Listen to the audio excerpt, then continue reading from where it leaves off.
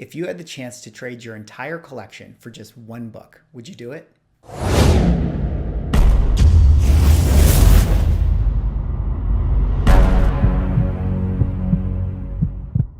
Ladies and gentlemen, welcome back to another video with Swaggle. And in this video, we got to ask ourselves the question, if you had the opportunity to trade your entire collection for one book, would you do it? Now, this is a question that was sort of inspired by a conversation I had with a viewer of the channel on Instagram, where this particular viewer had an opportunity to acquire a massive grail for themselves. But in order to do so, they would have had to trade, a large majority of their collection, at least like a big portion of key books that they had to put into this. Now, on the surface level, this may sort of be an easy question to answer, especially when I show you guys what grail this person had the opportunity to acquire for themselves. But sometimes it's a little easier said than done to do moves like this. For instance, I have a particular book that I'm starting to think that I may want to get my hands on. And in order for me to get my hands on that particular grail that I'm thinking about, I'm going to have to move a lot of the books behind my head. And this is one of those things where it's like, yeah, like on the surface, it's cool that you're trading up, you're going to get the better, the bigger book, you're going to get maybe the better investment, whatever the case may be. But, I get a lot of joy out of the books behind my head, and it's going to be hard for me to stomach like having to let some of them go. So I feel like this person was kind of going through that same dilemma, and I bet there's people out there who are watching this video that you've had similar situations where it's like, yes, you may have an opportunity to get a great book that you've always wanted, but for you to actually let go of some of the books in order to acquire that thing is going to be hard for you to do. So in this video, I'm going to show you guys what this particular conflict or what this particular situation was for this person. Then we're gonna talk about the philosophies of Marie Kondo, and maybe in looking at her philosophies, that sort of might help us understand if we in fact can make this trade, or we should make this trade, or this might give us the push we need to make a decision when presented with this problem. But before I get into the meat of the video, if you guys can like, comment, subscribe, do one of those things, I would appreciate it. But let's start with the actual trade that this person was offered. And of course, you guys probably guessed it. This person was presented with the opportunity to acquire an Amazing Fantasy 15 for themselves. First appearance of Spider-Man. The book in question that they were going to get was going to be a 1.0 restored copy. So, definitely an entry level for this particular book, but hey, this is the all-time grail. For me, even restored is not a bad thing to have. A 1.0, I would absolutely love to have this book. But in order for them to acquire this book, a large part of what they would have to trade are the following. They would have to trade their ASM number 1, their ASM number 2, their ASM number 3, their ASM number 4, their number 6, their number 9, their number 13, their number 14, their number 15, their number 20, their number 41, their number 46, their number 50, and their ASM annual number 1. On top of that, they would also have to trade a bunch of other keys in their collection, and then on top of that, they would actually still have to make up the cash difference to get their hands on that book for that one Amazing Fantasy 15 at a 1.0 restored grade. So, when we look at that, like the ASM run that they had, obviously they had some amazing books there. All of them were, low grade stuff. So I think most of them were slabbed.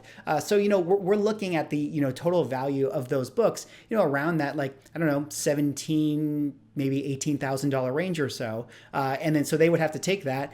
They would have to throw in a couple of other keys that they had. They would also have to throw in some cash to offset to get the book to make that trade for that AF 15. So that is the dilemma that they were forced with. And, they definitely wanted to make the trade, but, in how they expressed it to me, they were just a little bit unsure. They just, they wanted to hear from someone else that this would be a good thing to do, that this would be a good thing to move forward with. So to me, I thought it'd be kind of cool to take some ideas from Marie Kondo and her lifestyle of tidying up and sort of apply it to this situation. And then maybe, this is a video that could be used as sort of like a checklist so that when you're kind of confronted with a situation like this, you can make the decision and figure out if this is something that you actually want to move forward with. So really quickly, before I get into the 5 things that I kind of broke it down for, I do want to look at this sort of Marie Kondo list. And these are sort of the tenets that, she sort of lived by in her tidying up, lifestyle, which is number 1, commit yourself to tidying up. Number 2, imagine your ideal lifestyle. Number 3, finish discarding first. Number 4, tidy by category, not location.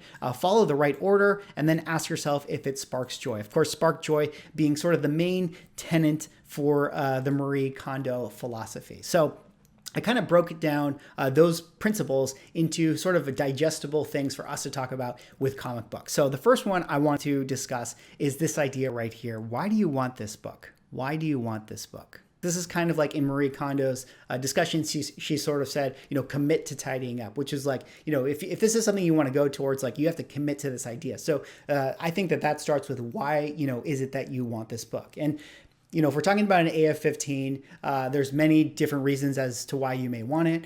The first question I actually had for this particular person was, hey, is Spider-Man your all-time favorite character? Like when you started collecting, was an AF-15 your absolute goal? And the reason I started that question is, it kind of relates to that, why do you want this book? Which is like, is this your favorite character? Is there an emotional reason as to why you want this book? And for me, if it's emotional, if it's like, this is my all-time favorite character, this is the book I've always wanted in my collection, then to me, I think like 9.9 times out of 10, you should absolutely pull the trigger and make that trade and get the book that you've always really wanted in your collection. Now, there's of course other reasons as to why you may want a book. Maybe you think of it as a good investment. Maybe you have it or you want it for speculative reasons because you think you can flip it later on down the line and gain some money on it. Those are also reasons to maybe consider yourself as to wanting a book. And if those are the reasons that you may want something, that would be where I kind of would say, okay, like, now that you understand why you want this book, let's go through the rest of the list and see if everything else, kind of falls into place to make sure that, you still understand that wanting the book for that reason is a good thing for you to do. But in this particular case, this person said that they did in fact love Spider-Man. He was one of their favorite characters, but not necessarily, their all-time favorite. And it wasn't necessarily in their vision to get, an AF-15, although like most collectors, we would all love an AF-15 in our collection. So that one right there is very, very important. You have to ask yourself why you want this book.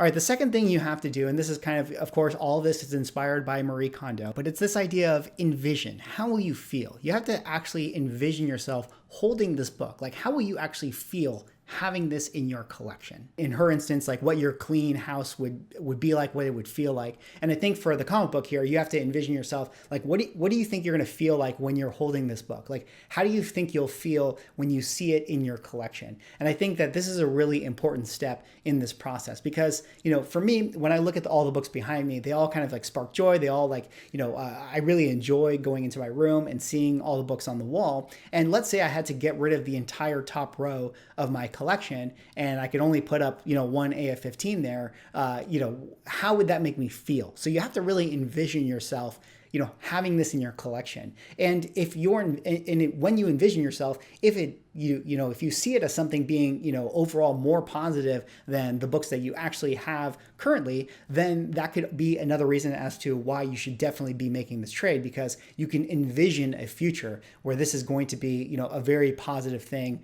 in your collection. All right, the number 3 thing that, I'm kind of applying for Marie Kondo here is this idea of, is a trade necessary? Is a trade necessary? One of the reasons I wanted to bring this one up is that, she has this step right here, finish discarding first before getting rid of items, And so I like that idea because, you're sort of asking yourself that question of like, with regards to this comic book here, obviously this person was in a situation where they had to trade a bunch of their books in order to, get their AF-15. I'm sure if they wanted to pay straight cash for the book, they could do that as well. So, you have to sort of weigh that option to yourself. Obviously, it's hard for any of us to to like fork over, $25,000 or whatever the case may be for an AF-15. It doesn't matter how well you're doing. It's still a lot of money. And trading books can be a really, really good way to sort of offset some of that cost. But if you have such an attachment to the books that you already own and you have the means in order to just make the purchase of that book, you really need to ask yourself that question of, is trading necessary?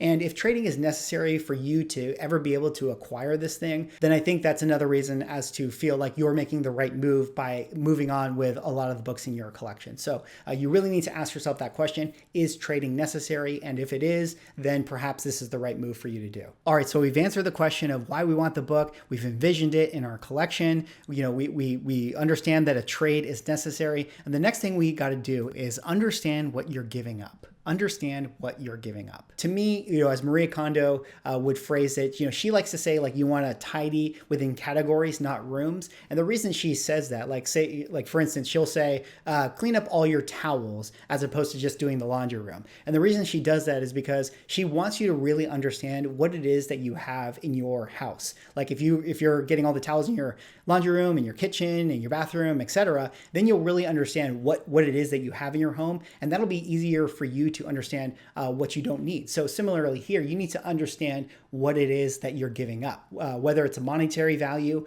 or in this particular instance, when I think about this person's collection, they had the ASM-1, which I feel like is, a number one issue, a second appearance of Spider-Man. That issue right there feels like it's scratching the same itch as an AF-15. And then they have like the entire rogue gallery of Spider-Man villains. And so, maybe for them, it's like they really love all the villains and understanding that they have all these first appearances, maybe it's something like, hey, would you still feel satisfied maybe holding on to the ASM annual #1, the first Sinister Six? And if you have that book, then you can still feel like you have, a first Dr. Octopus or a first Kraven or a first Mysterio, et cetera, et cetera. So really understanding what it is that you're giving up. And then from a, brass tacks sort of perspective, understanding the values of those things so that that you are actually making a fair trade, or whatever cash you have to throw in on top of that is actually going to be fair market value for both parties involved. So understand what you're giving up, know what it is about those books, why you wanted them. Is there another way to sort of satisfy or scratch that itch in your collection that you can acquire something else later on down the line that you'll feel proud of? On top of having the AF-15. So that's something I think is really, really important.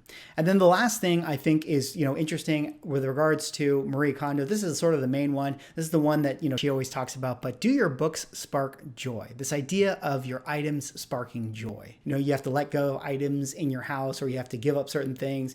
This can always be difficult when you have to, throw away like old memories or photos or things like that. You have to look at the items and ask yourself, does this spark joy? Like when I look at, ASM 41 first appearance of Rhino, like, does this book spark joy for you? And this is definitely something that's going to be absolutely personal to every collector. And like, that's really the thing. It's like, if you think that this book is something that you could live without. Like if you look at this book and you're like, hey, you know what? Actually, it's kind of cool I have it, but ultimately I can envision an AF-15 feeling better or bringing more joy and happiness to my collection. Then that's something that I think is going to help give you the mental framing in order to let go of those books. Now, if there are books within that run that you feel like spark joy, maybe Green Goblin is your ultimate favorite character, and you feel more joy specifically from Green Goblin than you would actually the first appearance of Spider-Man, then that might be something for you to consider